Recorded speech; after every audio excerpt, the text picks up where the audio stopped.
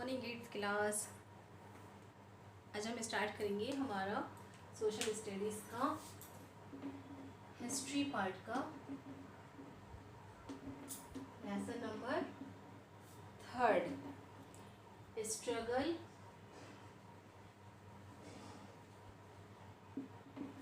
Against the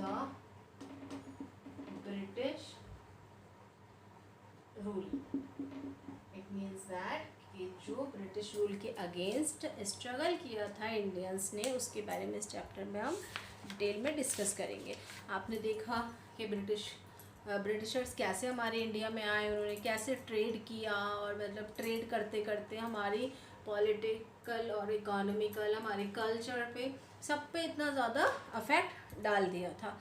तो अब जब इतना सब कुछ उन्होंने किया, हमारी इंडियन कॉटेज इंडस्ट्रीज़ और बहुत सारी चीज़ें अफेक्टिव होने लगी, है ना, हमारा एग्रीकल्चर अफेक्टिव होने लगा और जो हमारी पॉलिसीज़ पॉलिटिकल जो थी वो सब अफेक्टिव होने लगी। इसकी वजह से इंडियंस को गुस्सा आया और उन्होंने उनके अगेंस्ट जाके स्ट्रगल करना स्टार्ट कर दिया। An opposition began to develop as the British East Indian company established its rule in India. ये अपोजिशन कब स्टार्ट हुआ? जब ब्रिटिशर्स ने ईस्ट इंडिया कंपनी हमारे इंडिया में इस्टेब्लिश कर दी थी। जब कोई बाहर से आता है हमारे घर एज अ गेस्ट आता है, वो हमारे यहाँ के हमारे ऊपर एक अपना खुद का ट्रेड करने लगे और अपने कंपनीज एस्टेब्लिश करने लगे, तो गुस्सा तो आएगा ही ना। तो ये अपोजिशन की वजह से ही ये मतलब ये जो इन चीज़ों को देखते हुए ही ये अपोजिशन स्टार्ट हुआ और स्ट्रगल स्टार्ट हुआ। इसका रिजल्ट ये हुआ कि वेरियस क्लासेस के जो रूलर्स थे, ज़मींदार थे, रिलीजियस लीडर्स थे, सन्यासी, सिपाही, पीजेंट्स, ट्राइबल्स, जितने भी लोग इंडियंस थे, सब इसके अगेंस्ट कंपनी एडमिनिस्ट्रेशन के अगेंस्ट गए और उनको फॉरेन रेजीम की जो पॉलिसीज़ थी बिल्कुल पसंद नहीं आई।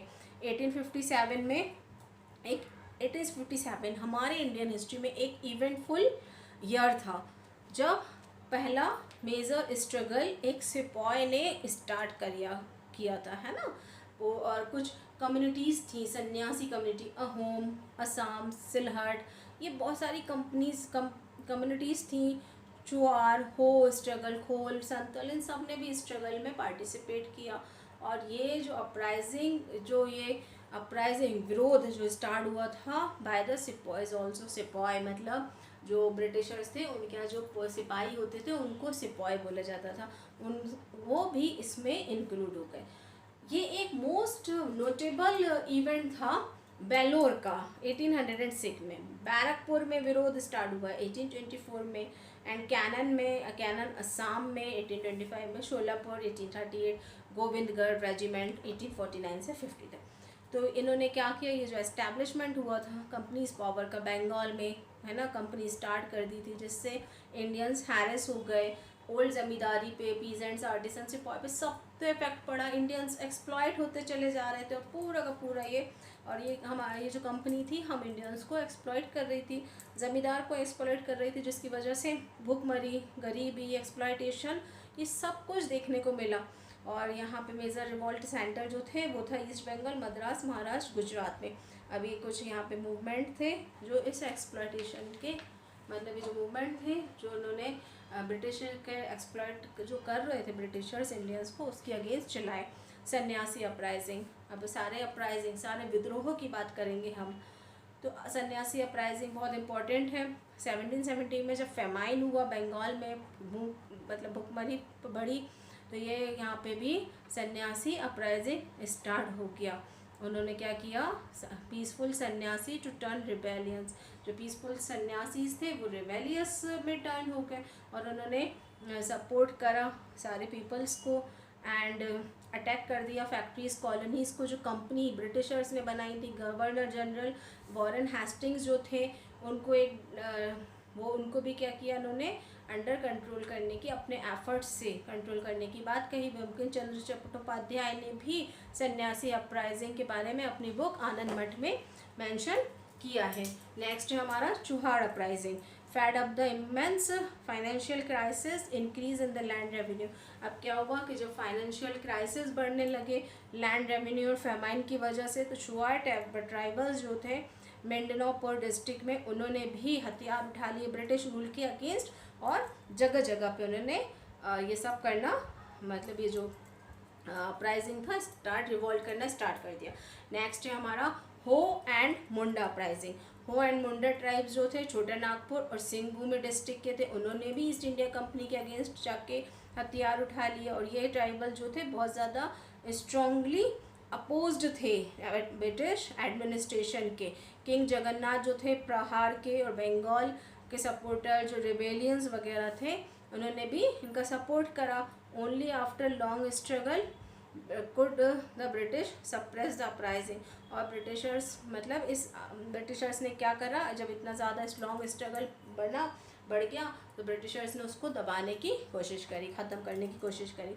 होल अपराइजिंग, होल जो है वो छोटा नागपुर का एरिया है, तो ये भी छोटा नागपुर का एरिया है, जहाँ की ज़मीन जो है होल से लेकर, होल ट्राइब से लेकर ब्रिटिशर्स क्या करने लगे थे, मुस्लिम और सिख पीजेंट्स को देने लगे थे। तो उन्हें गुस्सा आया कि हमारी ज़मीन इनको दे रहेंगे, तो उन्होंने भी जाके आंदोलन शुरू कर दिया। संथल अपराइजिंग, संथल अपराइजिंग में भी क्या हुआ, ये भी मोस्ट पावरफुल अपराइजिंग था ट्राइबल्स के अगेंस्ट। तो यहाँ पे भी है ना, भागलपुर और राजमहल जो थे दमन और कोह के, वो उनके बीच में, मतलब द एरिया बिटवीन द, जो एरिया भागलपुर और राजमहल के बीच में जो एरिया था उसको दमन एक कोह कहा गया, वहीं पे ये अपराइजिंग, मतलब संथल अपराइजिंग हुआ था।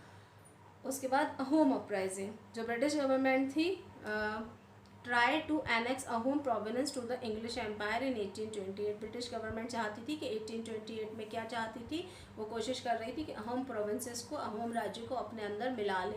और उसने है ना एनॉयड ऑफ, लेकिन है ना जो अहोम से उन्होंने डिक्लेयर कर दिया कि हम ऐसा कुछ नहीं चाहते हैंगे। उन्होंने लड़ाई लड़ना स्टार्ट कर दी ब्रिटिशर के साथ, जिसकी वजह से अहोम्स हार गए। खासी अपराइजिंग, जो ब्रिटिश एडमिनिस्ट्रेशन था, decision to construct roads in Khasi hill. British administration चाहता था कि रोड का कंस्ट्रक्शन करें खासी हिल और सिलहट एरियाज़ में, ताकि खासी ट्राइब्स जो है एनार्ज्ड हो जाए। जो लीडरशिप थी खासी अपराइजिंग के जो लीडरशिप कर रहे थे वो थे किंग तिरहन सिंह, और उन्होंने ये रिवॉल्ट स्टार्ट कर दिया। देन उसके बाद आता है भील अपराइजिंग। भील अपराइजिंग जो था वेस्टर्न इंडिया में रहने वाले लोगों के बीच में हुआ। इसमें एग्रीकल्चर पॉलिसीज़ वगैरह को लेके और जो एडमिनिस्ट्रेशन कर रहा था ब्रिटिश, उसको लेके ये भील अपराइजिंग हो गया। और इसमें वो लोग जो British believe that Peshwa Bajirao second and तराईमजग की proved the wheels to revolt. और जो ब्रिटिश थे वो ऐसा सोच रहे थे कि पेशवा बाजीराव सेकेंड जो हैं और त्रियम्बक जी जो हैं, उन्होंने ही रिवॉल्ट करवाया है भील्स को, और ये रिवॉल्ट कंटिन्यू रहा 1812 से लेकर 1846 तक। कुछ अपराइजिंग, इसमें क्या हुआ था, इंग्लिश जो थे ब्रिटिशर्स, उन्होंने भारमल जो काठियावाड़ और कुछ के राजा थे उनको हरा दिया, और उनके जो बेटा था माइनर सन, मतलब जो 18 साल से कम होता है ना, जिसकी उम्र 18 साल से कम होती है वो माइनर कहलाता है, उसको राजगद्दी पे बिठा दिया, और है ना पूरा का पूरा पावर पे कब्जा करना चाहा, तो और अपने हाथों में लेना चाहा। तो इससे क्या हुआ था, जो सपोर्टर्स थे भारमल के, वो गुस्सा हो गए कि अरे ऐसे कैसे कर रहे होगे, है ना। और फिर ये स्ट्रगल भी हुआ, ये लड़ाई भी हुई 1819 से लेकर 1831 तक। रामोसी अपराइजिंग, ये वेस्टर्न घाट में हुआ, जिसकी लीडरशिप सरदार चित्तर सिंह कर रहे थे। ये ब्रिटिश के अगेंस्ट ये रिवॉल्ट था, 1828 में हुआ था। रिवॉल्ट ऑफ दीवान बेला थुम्पी, ये वेलेस्ले ने एक सब्सिडरी अलायंसेस को साइन किया था। तो इसमें जो किंग थे टेरन वोकोर इन 1805 में, जो किंग थे इस अलायंसेस के बिल्कुल अनहैप्पी थे, और उन्होंने टैक्सेस को रिफ्यूज़ कर दिया कि हम कोई टैक्स वैक्स नहीं देने वाले हैंगे। तो यहाँ पे ब्रिटिश ने उनके ऊपर प्रेशर डालना स्टार्ट किया। तो दीवान बेला थुम्पी जो थे उन्होंने भी एक रिवॉल्ट स्टार्ट कर दिया, है ना। और जिन इनके सपोर्टर थे नायर बैटलियन, और इंग्लिश सप्रेस दिस रिवॉल्ट, और इंग्लिश ने भी इस रिवॉल्ट को दबाने की कोशिश करी। बहावीज स्ट्रगल जो है वो बहुत बड़ा चैलेंजिंग स्ट्रगल था उस टाइम पे। जो एक्टिविटीज़ थी बहावीज की कंटिन्यू रही 4th डिकेड से लेकर 9th डिकेड तक। फोर्थ डिकेड से लेकर सेवन्थ डिकेड तक कंटिन्यू रहा और 19th सेंचुरी तक ये धीरे धीरे बढ़ने लगा था। सैयद अहमद जो थे राय बरेली के चैम्पियन थे इस स्ट्रगल के, और वो अगेंस्ट थे, he was against any reform and change in Islam, और वो अगेंस्ट थे कि इस्लाम में कोई रिफॉर्म नहीं आएगा, कोई चेंज नहीं आएगा। सैयद अहमदी ने एक रिवॉल्ट सिख रूल के अगेंस्ट पंजाब में स्टार्ट किया when company took control over Punjab, और कंपनी ने क्या कर दिया, पंजाब को अपने कंट्रोल में ले लिया 1849 में। Wahhabis raised rebellion against the British, तो बहावीज ने भी ब्रिटिश के अगेंस्ट जाके रिबेलियन स्टार्ट कर दिया। तो ये सारे डिफरेंट ट्राइब्स की हमने अपराइजिंग की बात करी कि इस ट्राइब के ये थे, इस ट्राइब के ये, और इन्होंने इस तरीके से अपराइजिंग विद्रोह किया। अब हमारा जो नेक्स्ट पॉइंट है, द स्ट्रगल ऑफ इंडिपेंडेंस 1857। जो स्ट्रगल था 1857 का वो कैसा था, जो ईयर था 1857 वो हमारी इंडियन हिस्ट्री का बहुत बड़ा इवेंटफुल ईयर रहा हैगा, क्योंकि उसी समय ही स्ट्रगल फॉर फ्रीडम स्टार्ट हुआ था, मतलब देश की आज़ादी के लिए संघर्ष करना शुरू हुआ था उसी ईयर। तो ये जो ईयर था इसमें बहुत ज़्यादा ग्रेट आर्म्ड अपराइजिंग होने लगे थे ब्रिटिश के अगेंस्ट जाके, ब्रिटिश रूल के अगेंस्ट जाके इंडिया में, मतलब लोगों ने ऐसा विद्रोह किया जिसमें उन्होंने हथियार भी उठा लिए थे। 1857 में मेरठ में एक रिवॉल्ट हुआ था, इसमें इंडियन सोल्जर या सिपाही को British use to call them, जो ब्रिटिश मतलब इंडियन सोल्जर को सिपाही कहते हैं, इंडियन सिपाही को सिपाही कहते हैं, वहाँ पे ये स्टार्ट हुआ। अब ये मेरठ में स्टार्ट हुआ तो मैं आपको बताती हूँ क्यों स्टार्ट हुआ था। एक सिपाही था मंगल पांडे नाम का, उसने ब्रिटिश के अगेंस्ट जाके मतलब रिवॉल्ट किया, है ना। सबसे बड़ा पहला क्रांतिकारी वही कहलाया था, क्योंकि उसने ये पता कर लिया था कि जो कार्टेजेस होती हैं गन में, राइफल में भरने वाली, वो पिग फैट और काउ फैट से बनी होती हैं, तो इसलिए उसने उसके ब्रिटिशर्स के अगेंस्ट दिया कि हम तो यूज़ नहीं करेंगे, हिंदुओं के लिए अच्छा नहीं है काउ फैट, और मुस्लिम्स मतलब नहीं करते हैं, पिग फैट को मुंह में नहीं ले सकते, तो कहते हैं हम नहीं करेंगे। तो ये रिवॉल्ट तभी से स्टार्ट हो गया था जब उसको गोली मार दी गई थी। एंड उसके बाद क्या हुआ, नेक्स्ट डे सोल्जर्स ने मार्च करा, सोल्जर जो थे मार्च करके गए दिल्ली तक। दिल्ली में जब वो एंटर हुए तो वहाँ पे उन्होंने मुग़ल एम्परर जो बहादुर शाह जफ़र जो थे उनको इंडिया का क्या बना दिया, एम्परर बना दिया। अब ये स्ट्रगल पूरे की पूरे इंडिया में जंगल की आग की तरह फैल गया। जो स्ट्रगल था 1857 का वाइड स्प्रेड चैलेंज था ब्रिटिश रूल के लिए, क्योंकि यहाँ इंडियन हिस्ट्री के लिए बहुत बड़ा सेवरल एस्पेक्ट्स लेके आया था ये। यहाँ पे जो सोल्जर्स थे उस मतलब डिफरेंट रीजन्स के, चाहे चीफ हो चाहे डिफरेंट स्टेट्स के हो, कोई भी हो, सब इसमें उनका कॉमन एम था कि ब्रिटिश रूल को बाहर फेंक देना। और सेवरल अदर सेक्शन में भी जो इंडियन सोसाइटी में लैंडलॉर्ड्स, पीजन, आर्टिसंस, इन सब ने भी मिलके इस रिवॉल्ट में ज्वाइन करा, मतलब इस रिवॉल्ट में पार्टिसिपेट करा, क्योंकि वो क्या चाहते थे, वो चाहते थे कि हमारा देश ब्रिटिश रूल के हाथों से आज़ाद हो जाए। तो यही था first war of Indian independence, और यही स्ट्रगल को first war of Indian independence कहा गया है। Discontent against the British rule. अब डिसकंटेंट क्या था ब्रिटिश रूल के अगेंस्ट, एज मैंशन अर्लियर, हमने अर्लियर में मैंशन किया था कि जो पॉलिसी थी इम्पेरियलिज्म की परस्यूड बाय द ब्रिटिश, किसने परस्यूड की थी, किसने बनाई थी, ब्रिटिश ने बनाई थी। उन्होंने unrest among Indian rulers and chiefs, किसके लिए बनाई गई थी ये, इंडियन रूलर्स और चीफ्स के लिए। ब्रिटिश जब एक एग्रीमेंट के साथ एंटर्ड हुए, एक सब्सिडरी अलायंसेस एग्रीमेंट उन्होंने करा था कि but these agreements could be violated bye the British eight their own will, लेकिन जो एग्रीमेंट था वो क्या हो गया, ब्रिटिश के खुद ही ओन विल, मतलब खुद के लिए वायलेटेड हो गया। सिंध, पंजाब, अवध जो थे annexed by them, the strict application of the doctrine of lapse by Dalhousie added to this content which the annexation had already caused. अब एनेक्सेशन तो हो ही चुका था, अब उसमें एक पॉलिसी और आ गई डॉक्ट्रिन ऑफ लैप्स की। इसका मीनिंग होता है कि जिनके आगे जनरेशन नहीं है, जिनकी औलादें नहीं हैंगी, वो राजा की जो पूरी की पूरी किंगडम है वो अपने आप क्या होगी, लैप्स हो जाएगी, ब्रिटिशर्स के हाथों में चली जाएगी। तो 1854 में झांसी के जो राजा थे was annexed when Dalhousie refused to recognize the adopted son to decede Raja as his successor। और उन्होंने झांसी के राजा ने क्या करा, कि एक मतलब उनके कोई बेटा नहीं था तो उन्होंने एक अडॉप्ट कर लिया सन को। तो उन्होंने कहा कि नहीं, डलहौजी ने कहा कि ऐसा भी नहीं होगा, आप अडॉप्टेड सन को राजा नहीं बना सकते हैं, है ना। तो अर्लियर 1851 में when Peshwa Bajirao second died, his adopted son Nana Saheb was refuse to pension that the Peshwa receive. अब पेशवा बाजीराव सेकंड की डेथ होने के बाद उन्होंने भी एक सन को अडॉप्ट किया था, नाना साहेब को, तो उनको भी पेंशन रिफ्यूज हो गई देना जो पेशवा को मिलती थी। Mughal emperor himself was told that his successor would not be degrade as a emperor. Mughal emperor में भी ऐसा कहा गया कि वो सक्सेसर नहीं बनेगा, है ना, जो उनके खुद का बेटा नहीं है वो सक्सेसर नहीं बनेगा। ये एक्टिविटीज़ जो थी मतलब रूलिंग फैमिलीज़ के लिए बहुत बुरी हो रही थी और वो अपनी पावर को मतलब उनकी पावर उनके हाथों से जाती हुई नज़र आ रही थी। अब मतलब उनका बेटा नहीं है तो उनके जब वो पूरा का पूरा जो किंगडम है वो अंग्रेज़ों के हाथों में चला जाएगा। तो उनको ऐसा लग रहा था कि अब तो हमारी पावर ख़त्म होती चली जा रही है और उनके अंदर एक डर पैदा होता जा रहा था।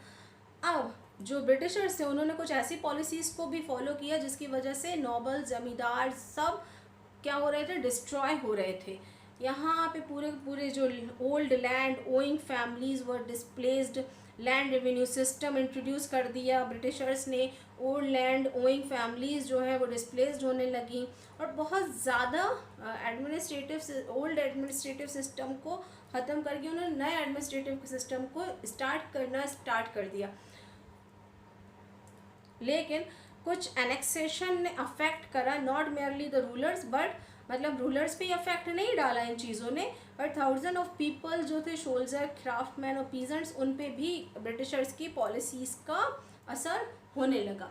अब plight of peasants and artisans, जो कंडीशन थी पीजेंट्स की, लैंड रेवेन्यू सिस्टम जब ब्रिटिशर ने इंट्रोड्यूस करा तो उनकी कंडीशन बहुत ज़्यादा वर्स हो गई, पूरी से बिल्कुल बेकारी हो गई।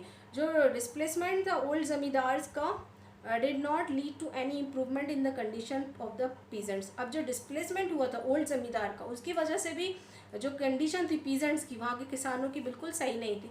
और डिमांड क्या थी, revenue in the most cases had increased. और जो ज़्यादा केसेस में क्या हो गया था, जो रेवेन्यू था मतलब जो ज़मीन पर उनको टैक्स देना पड़ता था किसी भी तरह का टैक्स, उसको उन्होंने इंक्रीज़ कर दिया, एडिंग टू देयर माइजरी, यहाँ तक कि उनके माइजरी के साथ। अब जो सब मतलब पूरे के पूरे चाहे पीजेंट्री था चाहे आर्टिसंस थे, पूरे के पूरे क्या करने लगे, इस ब्रिटिश पॉलिसी की वजह से सफ़र करने लगे और वो चाहने लगे कि अब तो युद्ध करो और इन ब्रिटिश रूल को बाहर फेंक दो। Fear of loss of the religion and caste, अब रिलीजन एंड कास्ट के होने का भी डर। अब ब्रिटिश पॉलिसी का ऐसा एटीट्यूड हो गया इंडियंस को लेके कि वो उनकी रिलीजन और उनके कल्चर को डिस्ट्रॉय करने लगे और उनको कन्वर्ट करने लगे क्रिश्चियनिटी में। तो लोग और उन्होंने है ना कुछ सम यूरोपियन मिशनरीज़ भी ओपन कर दी, हिंदू मुस्लिम के कस्टम को डिनाई करने लगे, वो लोग मना करने लगे, है ना। और यहाँ पे जो British often ignored caste rules, जो ब्रिटिश थे वो कास्ट रूल को भी इग्नोर करते थे। For example in the army, in the prison and the railway coaches. Example आप ले लीजिए, चाहे आर्मी हो, चाहे प्रिजन हो, चाहे रेलवे कोचेस हो, वहाँ पे इंडियंस का एंट्री बैन कर दी गई। वो सिर्फ क्या चाहते थे, वो स्टार्ट करना चाहते थे क्रिश्चियन मिशनरीज़ को, इंग्लिश लैंग्वेज को इंट्रोड्यूस कराना चाहते थे इंडिया में और सबके रिलीजन को कन्वर्ट करके एक नए रिलीजन में बदल देना चाहते थे। तो ये भी क्या करने लगे कि जो इंडियंस के सेंटिमेंट्स होते हैं ना अपने रिलीजन को लेके, अपने धर्म अपनी कास्ट को लेके, तो अपने रिलीजन को लेके जो उनके सेंटिमेंट्स है उसको भी इग्नोर करने लगे। तो fear of losing one's religion drop the Indian against the British, और जब उनको अपने कास्ट और अपने रिलीजन को खोने का डर बना तो वो ब्रिटिश के अगेंस्ट चले गए। Next topic is grievances of the Indian soldier. जो राइजिंग हुआ, डिसकंटेंट हुआ हमारी कंट्री में, तो इसका इन्फ्लुएंस पड़ा हमारे इंडियन सोल्जर्स पे। जो 7-8 ब्रिटिश ट्रूप्स में थे इंडिया में, जो कुछ इंडियंस क्या थे, ब्रिटिश की जो सेना थी ना उसमें कुछ इंडियंस थे। 7-8 ब्रिटिश गवर्नमेंट ट्रूप्स में इंडियंस भी भर्ती हो जाते थे, लेकिन उनको क्या लगा कि वो तो उनके साथ अब इनजस्टिस हो रहा है, उनकी जो फैमिलीज़ हैं वो सफ़र कर रही हैं और कॉमन पीपल भी सफ़र कर रहा है। सोल्जर तो सोल्जर मतलब कॉमन पीपल के साथ साथ सोल्जर भी सफ़र करने लगा। तो ये सब पूरे इंडियन सोसाइटी में ऐसा होने लगा। Beside the Indian Besides, the Indian soldier had their own specific grievances because they have become the pioneer of the struggle. अब इन्होंने अपने खुद के कुछ स्पेसिफिक ग्रेवेंसेस थे इनके, क्योंकि अब क्या हो गया, इन्होंने भी पायोनियर मतलब पार्टिसिपेट करना स्ट्रगल में स्टार्ट कर दिया। अब यहाँ पे उन्होंने देखा कि अब इन वो ब्रिटिश की आर्मी में हमारे लिए कोई स्कोप नहीं हैगा, कोई स्कोप ही नहीं था, प्रमोशन नहीं था और एग्जिस्टिंग सिस्टम भी नहीं था, है ना। और जो पोस्ट थी वो तो यूरोपियन ऑफिसर्स को ही मिलती थी, सोल्जर को सिर्फ सोल्जर ही रखा जाता था। तो जिसकी वजह से इंडियन सोल्जर्स को भी बहुत बुरी तरीके से यूरोप में मतलब यूरोपियन जो आर्मी थी उसमें ट्रीट किया जाता था और उनको एक्स्ट्रा अलाउंसेस नहीं दिए जाते थे। अगर उनको युद्ध पे भेजा जाता था तो थोड़ा एक्स्ट्रा अलाउंसेस देना चाहिए ना, वो भी उनको नहीं दिया जाता था और उनके अलाउंसेस को विड्रॉ कर दिया जाता था, ख़त्म कर दिया जाता था, है ना। और उन्हें पुरानी जंग लगे हथियार दिए जाते थे, नई राइफ़ल यूज़ करने के लिए नहीं दी जाती थी।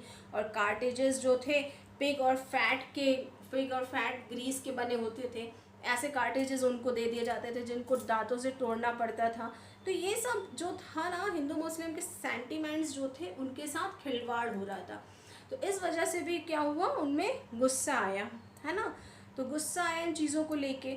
और मैंने आपको बता ही दिया था कि मेरठ में जो चिंगारी भड़की थी 1857 के स्ट्रगल की, वो इसी वजह से हुई थी क्योंकि एक इंडियन सिपाही ने इनके अगेंस्ट जाके बात कह दी थी, इनके अगेंस्ट चला गया था वो, है ना। उस कार्टेजेस को उसने यूज़ करने से साफ इनकार कर दिया था कि मैं इस कार्टेजेस का यूज़ नहीं करूँगा, है ना। और लेकिन उनको फोर्सफुली उस कार्टेजेस का यूज़ करवाया जाता था तो उसने साफ मना कर दिया था। उसका उस सिपाही का नाम था मंगल पांडे को जब उसने मना करा तो मंगल पांडे ने एक ऑफिसर पे अटैक कर दिया। जब उसने अटैक करा तो उसको कैप्चर कर लिया गया और sentence to death by hanging the began at this point. और उस पॉइंट पे आके उसको कैप्चर करके फांसी पे लटका दिया गया। अब ये पूरा का पूरा जो प्रोक्लेमेशन था, तो वो बहादुर शाह जफ़र उस टाइम इंडिया के क्या थे, एम्परर थे। तो ये दिल्ली को भी कैप्चर करने की उन्होंने सोचा ब्रिटिशर्स ने। The struggle spread of wide area in the country, और जो स्ट्रगल था स्प्रेड हो गया पूरा wide area of the country, मतलब पूरी की पूरी जगह फैल गया। जो मुगल एम्परर थे वो क्या हो गए थे, बहुत ज़्यादा वीक रूलर बन गए थे, उनकी पावर कम होने लगी थी और he wanted to put end to foreign rule, और वो भी चाहते थे कि अब तो फॉरेन रूल ख़त्म हो जाना चाहिए। तो यहाँ पे भी बहुत सारे अपराइजिंग हुए, अनरेस्ट प्रिवलेंट की वजह से पैनिक होने लगे ब्रिटिश, मतलब इतना ज़्यादा अपराइजिंग हो गए थे ना, विद्रोह होने लगे थे, तो ब्रिटिशर क्या हो गए थे, पैनिक होने लगे। पैनिक होने की वजह से और ये जो अपराइजिंग हुए थे असम, उड़ीसा, मध्य प्रदेश, बंगाल, पंजाब, हैदराबाद, इन जगहों पे ये सब अपराइजिंग हो रहे थे। At the place rebellion was localised confined to the army barrack and was easily suppressed. At some places, the British has disarmed the Indian soldier as a precaution. There, the area where the uprising was most widespread. अब ये ऐसा area जहाँ पे ये uprising बहुत ज़्यादातर फैल गया था वो तो दिल्ली, अवध, रोहिलखंड, बुंदेलखंड एरिया, जिलाबाद, आगरा, मेरठ, वेस्टर्न बिहार, इन जगहों में ये विद्रोह ज़्यादा था। इस रीज़न में जो सिविलियन थे, सिविलियन पॉपुलेशन जो थी वो भी इस स्ट्रगल में पार्टिसिपेट कर रही थी, अपने आज़ादी की लड़ाई में उनने भी पार्टिसिपेट करना स्टार्ट किया। सोल्जर तो कर ही रहे थे, बहुत सारे लोग कर रहे थे, साथ में कॉमन पीपल ने भी पार्टिसिपेट करना स्टार्ट किया। और जो इसकी कमांड थी वो कुंवर सिंह के हाथ में थी बिहार में। एंड जो फाइटर्स थे लखनऊ और कानपुर में भी है ना कुछ फाइटर्स थे, और चीफ कमांडर ट्रूप जो थे बख्त खान थे दिल्ली में, और कानपुर में Nana Saheb and proclaimed the Peshwa by the freedom fighters with Azimullah Khan as a chief adviser. और अजीमुल्ला खान उनके चीफ एडवाइज़र थे। नाना साहेब अपनी सेना की टुकड़ियों के साथ ब्रेव, मतलब सेना की टुकड़ियाँ थी उनकी जिसको वो लीड कर रहे थे, ब्रेव थे, एबल लीडर थे।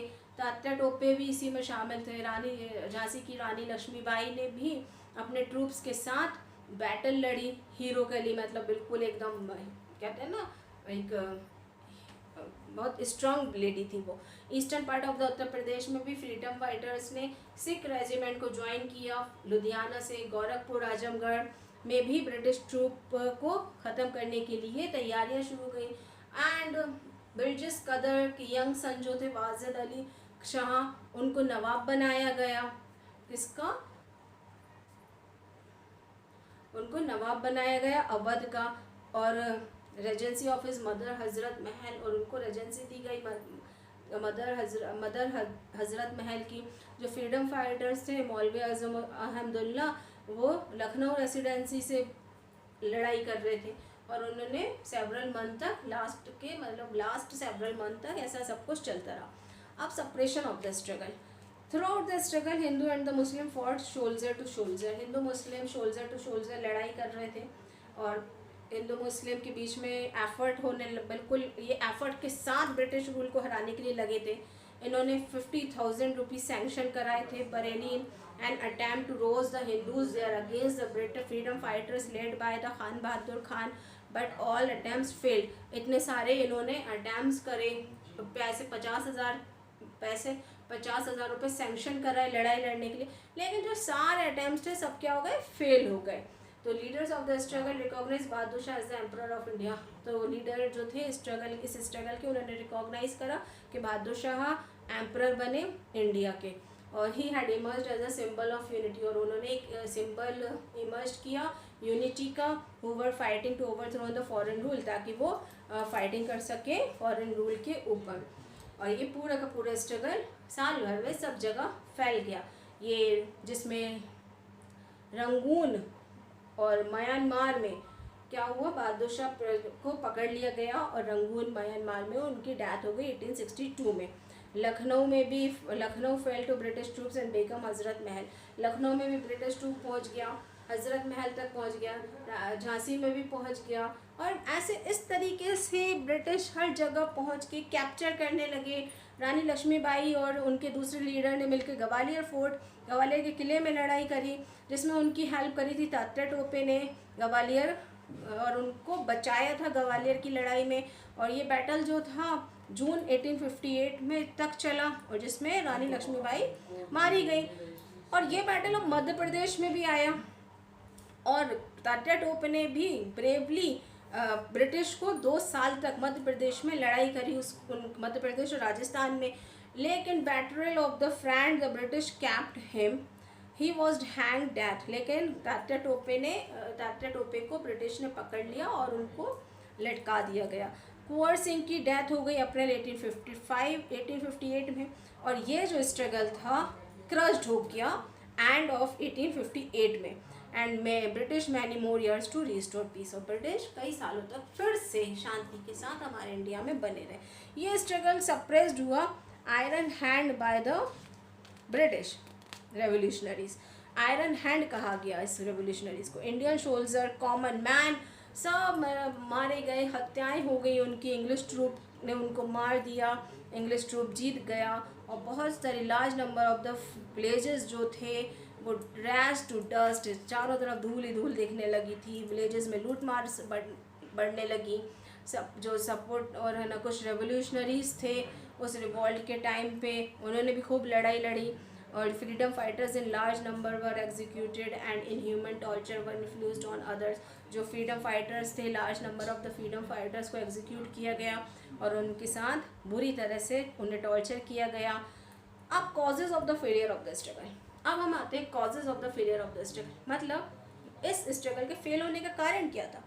ये जो 1857 का स्ट्रगल था, द स्ट्रगल ऑफ द 1857 हमारे इंडियन हिस्ट्री में ग्लोरियस चैप्टर था। ये first time different region Indian appeared unite against the common enemy. ये फर्स्ट टाइम ऐसा हुआ था कि डिफरेंट रीजन के भी कॉमन मैन, एक डिफरेंट रीजन के भी जो इंडियन थे उन्होंने यूनाइट होकर एक कॉमन एनिमी के अगेंस्ट लड़ाई लड़ी। Number of the freedom fighters जो थे वो करेज और लव के साथ लड़ाई लड़ी उन्होंने अपने मदरलैंड को वापस पाने के लिए। जो हीरोज़ थे रानी लक्ष्मीबाई, तात्या टोपे, वक्त खान, ये हमारे इंस्पिरेशन के सोर्स हैं, पैट्रियटिज्म के सोर्स हैं, जो हमारे मतलब आगे आने वाले जनरेशन के लिए एक इनकरेज करते हैं उन चीज़ों को। आइडियल है हमारे लिए, है ना, कि उन्होंने कितने अच्छे से स्ट्रगल किया और इंडियन पीपल ने अपने फ्रीडम की मतलब अपने आज़ादी के लिए लड़ाई लड़ी। ये स्ट्रगल जो था वीक इसलिए पड़ गया क्योंकि ये अनलाइकली सक्सेस था। जो लीडरशिप थी इस स्ट्रगल की वो प्रिंस और लैंडलॉर्ड्स के हाथों में थी। They represented the traditional Indian political system, और ये क्या कर रहा था, रिप्रेजेंट कर रहा था ट्रेडिशनल इंडियन पॉलिटिकल सिस्टम को, मतलब वही पुरानी आइडियाज़, पुराने बंदूकें उसी से चल रहे थे, तो कैसे वो जीत सकते थे। तो लीडर्स जो थे इस स्ट्रगल के, उन्होंने अपने एम को पाने के लिए, फॉरेन रूल को ख़त्म करने के लिए, replacing it with the older ideas, अपने थॉट को रिप्लेस करा ओल्डर ऑर्डर से। Struggle become famous only because of the support and reliant from the policy spongy peasants. ये स्ट्रगल सिर्फ इसलिए फेमस हुआ क्योंकि ये सपोर्ट कर रहे थे पब्लिक, स्पॉनी और पीजेंट्स अकेले ही इसको सपोर्ट कर रहे थे।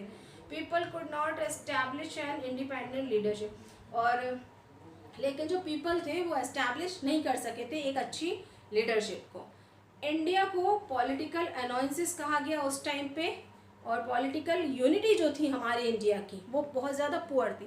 मतलब जब आप यूनाइट ही नहीं होंगे, आपका एक सही लीडरशिप नहीं करेगा कोई, आप पुराने दकियानूसी आइडियाज़ के साथ लड़ाई लड़ेंगे, और ब्रिटिश सामने जो आपके ब्रिटिशर्स हैं उनके पास मॉडर्न वेपन्स हैं, एडवांस वेपन्स हैं, उनके आइडियाज़ भी नए हैं, तो आप उनके सामने कैसे टिक सकते हैं, है ना, क्योंकि आप में तो पॉलिटिकल और यूनिटी भी नहीं है, और जो अनाउंस्ड हो रही है चीज़ें टाइम पे वो आप तक नहीं पहुंच रही है, तो आप कैसे उस पे सक्सेस पा सकते हो। तो ये यहाँ पे सब चीज़ें देखने को मिली। जो दूसरा रीज़न था वो था कि जो मुग़ल एम्परर थे was expected as the emperor of India by the freedom fighters, but freedom fighters were not united in their own British rule। कि वो जो मुग़ल एम्परर थे वो तो उनको आपने एक्सेप्ट कर लिया एज एम्परर, लेकिन जो फ्रीडम फाइटर्स थे वो सब एक नहीं थे, वो यूनाइट नहीं थे अपनी फ्रीडम को लेके। कई रीज़न में उनके अपने अपने अलग अलग पॉइंट्स ऑफ व्यू थे, तो जो कोऑर्डिनेशन था डिफरेंट रीजन्स में लड़ाई लड़ने का वो अलग हो गया, और इसकी वजह से जो इंडियन प्रिंसेस और चीफ्स थे वो अलाउ कर रहे थे कंटिन्यूस रूल करने, मतलब continue as a ruler by the British, कि मतलब ब्रिटिश के अंडर ही वो रूल करेंगे। तो यहाँ पे भी एक वो हो गया गड़बड़। तो ये इंटेंसिटी लेवल जो था discontent against the British was not the same everywhere. जो डिसकंटेंट हो रहा था ब्रिटिश के अगेंस्ट वो सब जगह एक सा नहीं था। इन पंजाब फॉर एग्जांपल ब्रिटिश ने एक orderly administration after years of war के बाद उन्होंने करा। जो पीपल थे वो डिससेटिस्फाइड थे other parts of the northern India में, therefore through there was a sympathy for freedom fighters, there was no large scale uprising in Punjab. और ये क्या हो गया, कुछ फ्रीडम फाइटर्स के लिए सिंपैथी नहीं जता रहे थे लोग, अरे कर रहे हैं तो ठीक है करने दो। तो ये भी पंजाब के विद्रोह में ज़्यादा लंबे समय तक नहीं चल पाया। और जो स्ट्रगल था 1857 का वो इंडियन हिस्ट्री में जो एंड हो रहा था इस इरा का, उसमें क्या हो गया इंडियन हिस्ट्री में बताया गया है, का एक मार्क्ड है हमारे लिए। इंडियन पॉलिटिकल ऑर्डर जो था 18th सेंचुरी का come to an end. Indian political order 18th century में एंड की तरफ आने लगा। इंडियन स्टेट जो थे नॉट बीन एनेक्स वो अलाउड टू एग्जिस्ट, मतलब बिल्कुल एनेक्स्ड नहीं थे, अलाउड कर बाहर जाने के लिए अलाउड नहीं थे। They lost their independent entity, उन्होंने अपनी इंडिपेंडेंसी खो दी थी।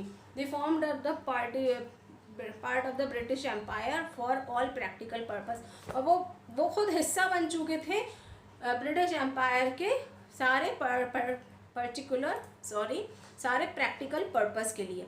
जो कंपनी रूल था came to an end, company rule end होने लगा और ब्रिटिश गवर्नमेंट का रूल स्टार्ट होने लगा। ब्रिटिश गवर्नमेंट अपना रूल स्टार्ट करने लगी, एम्पायर खड़ा कर दिया उसने इंडिया में डायरेक्टली। कंपनी जो हुई थी ना एस्टैब्लिश ईस्ट इंडिया कंपनी, उसको ख़त्म करके खुद ही ब्रिटिश गवर्नमेंट ने रूल करना स्टार्ट कर दिया। सेवरल चेंजेस जो ब्रिटिश एटीट्यूड की तरफ आए और पॉलिसीज़ जो थी वो चेंज हो गई इंडिया की तरफ, है ना। इंडिया को लेकर जो सेवरल चेंजेस हुए ब्रिटिश एटीट्यूड और पॉलिसीज़ में इंडिया की तरफ। तो ये वाला चैप्टर जो हमारा था struggle against the British rule के, स्ट्रगल जो था ब्रिटिश रूल के अगेंस्ट, लेसन नंबर 3 यहाँ पे फिनिश्ड हो जाता है। Okay, thank you so much.